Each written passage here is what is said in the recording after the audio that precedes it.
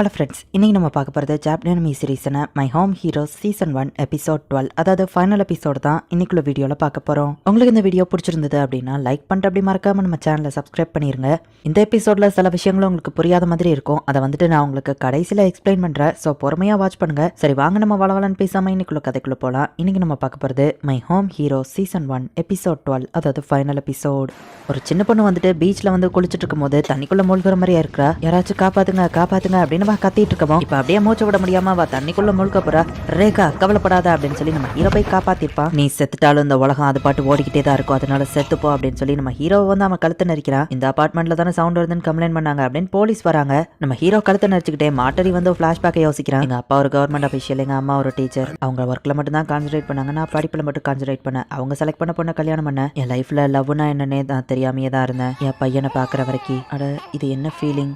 ஆனா நான் அவனை தூக்கவே இல்லை. நான் அவனை தூக்கணும்னு நினச்சிக்கிட்டே இருந்தான், நான் தூக்கவே இல்லை. அப்படியே அவன் வளர்ந்துட்டான். ஒரு கட்டத்தில் என்னால் அவனை தூக்க முடியாத லெவலுக்கு அவன் வளர்ந்துட்டான். மிடில் ஸ்கூல் படிக்கும் போது அவன் ஜெயிலுக்கு போயிட்டான். என் ஒய்ஃப் என்ன டைவர்ஸ் பண்ணிட்டு போயிட்டா. ஜஸ்ட் நான் வாழணுங்கிறதுக்காகவே வேலை பார்த்துட்டு இருந்தேன். இந்த மாதிரி ஆளுங்க தான் ஆர்கனைசேஷனோட டார்கெட்டும். அவங்க என்ன தேடி வந்தாங்க. அவன் பையன் உனக்காக இருக்கான், அவனை நீ லவ் பண்ணலாம். அவன் பையன் ஜெயில இருந்து வரும்போது நீ வேற லெவலில் இருக்க வேணாமா அப்படின்னு கேட்டு அவன் மனசை மாத்துறாங்க. எனக்கு நீ என் பையனாச்சிருப்பானா, ஒரு ஹியூமன் வாழ்க்கையை வாழலாம் அப்படின்னு மாட்டறியோ முடிவு பண்றான். ஸோ ஜெயில இருந்து நோபிட்ட வரவுமே அவங்க அப்பா கெத்தா வந்து ஆளுங்களை கூட்டிட்டு நிற்கிறாரு. நான் வாழ்றதுக்கு ரீசனா இருந்ததே என் பையன் மட்டும்தான். ஆனா அவன் இப்போ என்ன விட்டு போயிட்டா அப்படின்னு சொல்லி மாட்டரி வருத்தப்பட்டு இருக்கான். நம்ம ஹீரோக்கு கான்சியஸ் வந்து கயிறை பிடிச்சு அப்படியே மொத்தமா கீழே இழுக்கிறான். வெயிட் அதிகமானதுனால மாட்டரி இன்னும் அதிக ஃபோர்ஸ் கொடுத்து இழுக்கவும் அந்த ஃபோர்ஸ்ல அப்படியே நம்ம ஹீரோ போய் அவன் தலையை முட்டுறான். இப்போ ரெண்டு பேருமே இருமிட்டு நிக்கிறாங்க. என்னால ஏன் இது முடியல, என் மொத்த லைஃப் படிப்புலயே நான் கான்சென்ட்ரேட் பண்ணதுல ஒருத்தனை கூட என்னால கொல்ல முடியலையா. நான் இப்போ இங்க வந்தது ஆர்கனைசேஷனுக்கு நல்லாவே தெரியும். நீ தான் என் பையனை கொண்டாங்கிறது ஆர்கனைசேஷனுக்கு தெரிய வந்துடும். உன்னையவும் உன் ஃபேமிலியவும் அவங்க சும்மா விட மாட்டாங்க. நம்ம ரெண்டு பேருமே பவர்லெஸ் தான், நீயும் நானும்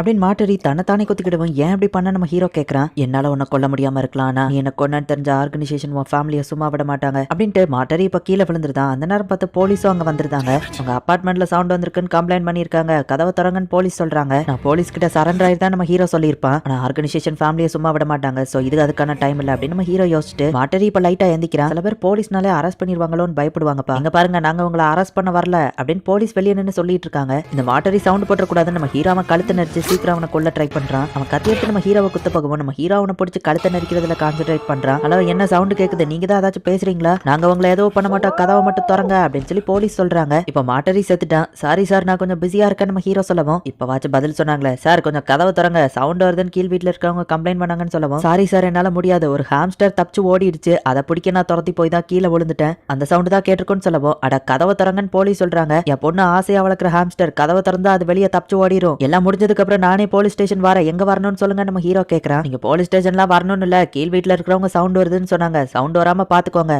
திரும்பவும் சவுண்ட் வந்துச்சுன்னு கம்ப்ளைண்ட் பண்ணாங்க அப்படின்னு பொறுமையா பேசிட்டு இருக்க மாட்டோம் அப்படின்ட்டு போலீஸ் போறாங்க. வாசலுக்கு வெளியே வரைக்கும் லைட்டா ரத்தம் வந்துருது. ஆனா போலீஸ் அதை நோட்டீஸ் பண்ணாமே கிளம்பிருந்தாங்க.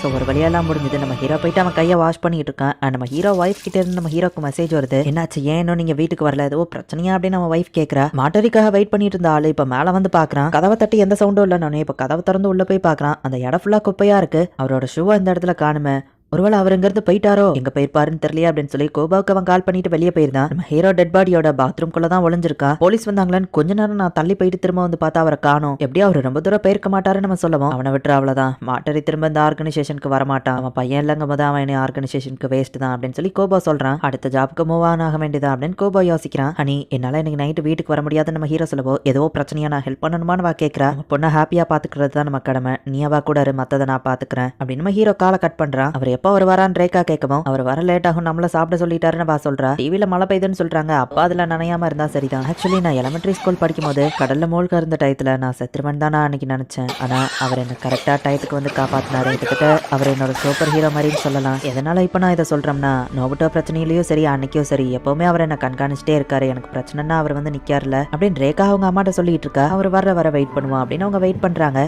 பயங்கரமா மழையும் புயலும் அடிச்சிட்டு இருக்கு. அதுல நம்ம ஹீரோ வந்து டெட் பாடியை எங்கேயோ கொண்டு போயிட்டு இருக்கான். மலைப்பகுதிகளில் ஃபாரஸ்ட் மாதிரி இருக்கிற ஒரு ஏரியால போயிட்டு நம்ம ஹீரோ குழி தோண்டிட்டு இருக்கான். நம்ம ஹீரோ ஃபைட் பண்ணதுல கை காலு ஷோல்டர் தலைன்னு எல்லாமே நம்ம ஹீரோக்கு மொத்தமா வலிக்குது. என்னால என் ஒய்ஃப்க்கும் ரேகாக்கும் நிறைய பிரச்சனை. பட் இப்போ அது எல்லாமே முடிஞ்சுது. பட் ஆனா நான் செய்யற கிரைம்ஸ் எல்லாமே இத்தோட முடிஞ்சுதா அப்படின்னு நம்ம ஹீரோக்கு இப்ப ரொம்பவுமே முடியல. அப்படியே மழை தண்ணிய வாயை திறந்து அப்படியே டைரக்டா குடிச்சிட்டு இருக்கான். இந்த எல்லா கிரைம்ஸுக்குமே ஒரு முடிவு இருக்கா? நான் செஞ்ச எல்லா தப்புகளுக்கும் எனக்கு ஒரு நாள் மன்னிப்பு கிடைக்குமா? உண்மையிலேயே இந்த எல்லா பிரச்சனைகளும் முடிஞ்சுதா அப்படின்னு சொல்லி நம்ம ஹீரோ யோசிக்கிறான்.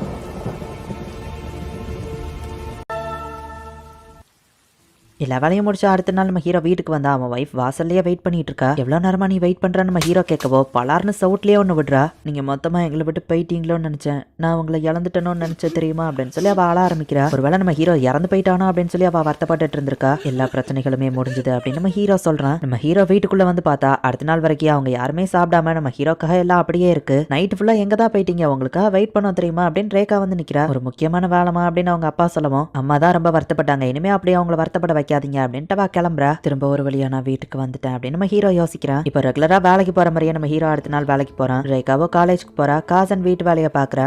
இத்தனை நாள் லீவ் போட்டதுக்கு மன்னிச்சிருங்கன்னு சொல்லவும் பரவாயில்ல இருக்கட்டும்பா, நம்ம போய் ஒரு ட்ரிங்க்ஸ் குடிக்கலாம் வரியா அப்படின்னு சொல்லி ஓனர் கூப்பிடுறாரு. ரேகாவா ஃப்ரெண்ட்ஸ் கூட ஜாலியா ஸ்மைல் பண்ணிட்டு இருக்கா. நம்ம ஹீரோவும் எதுவுமே நடக்காத மாதிரி வாழ்க்கையை கண்டினியூ பண்ணிட்டு இருக்கான். ஃபேமிலி ட்ரிப்னு சொல்லிட்டு பக்கத்துல இருக்கிற பார்க்கு கூட்டிட்டு வந்திருக்கீங்க அப்படின்னு ரேகா கேட்டுட்டா. எடா பாரு அப்படின்னு அதுல போய் ஜாலியா தொங்குறா. இன்னும் இவ குழந்தையாவே இருக்கா, அதுவும் நல்லதுதான் அப்படின்னு அவங்க யோசிக்கிறாங்க. இவ எல்லாருமே நைட் அவங்க வீட்டுல இருக்கிறாங்க. அப்ப டிவில வந்து நியூஸ் ஓடிட்டு இருக்கு. வெளியே காத்து வந்து பயங்கரமா அடிச்சிட்டு இருக்கு. பெரிய லெவல்ல புயல் வரப்போறதா நியூஸ்ல வந்து பேசிட்டு இருக்காங்க. ஹிஸ்டரியில மார்க் பண்ற லெவலுக்கு இது நாள் வரைக்கும் வராத லெவலுக்கு பெரிய லெவல் புயல் தானே இது அப்படின்னு சொல்லி ரேகா பாக்குறா. இங்க ரொம்பவே பலமா காத்து வீசுது, என்னால நிக்க கூட முடியல அப்படின்னு சொல்லி ரிப்போர்ட்டர் சொல்லிட்டு இருக்கான். அண்ட் நம்ம ஹீரோ ஒரு மலை டெட் பாடியை புதைச்ச அந்த இடத்துல தான் வந்து புயல் பயங்கரமா வீசுது. அந்த இடத்துல நிலச்சரிவு ஏற்பட வாய்ப்பு இருக்கு அப்படின்னு சொல்லியும் நியூஸ்ல சொல்றாங்க. மண்ணெல்லாம் சரிஞ்சு டெட் பாடி வெளியே வந்துருமோ நம்ம ஹீரோ பயந்துட்டு எதுவும் ஆகாதுன்னு நம்புறேன் அப்படின்னு நம்ம ஹீரோ சொல்றான். இந்த இடத்துலயே இந்த எபிசோட் முடியுது. என்னதான் நம்ம ஹீரோ இதுல இருந்து எஸ்கேப் பண்ண மாதிரி காமிச்சாலுமே கூட யோயிச்சி இறந்து போன மாதிரி நமக்கு இன்னும் காமிக்கல. சோ அவனுக்கு உண்மை தெரியும். அண்ட் இந்த கோபா வந்துட்டு நம்ம ஹீரோவை டவுட் பண்றதுக்கான வாய்ப்புகள் நிறையவே இருக்கு.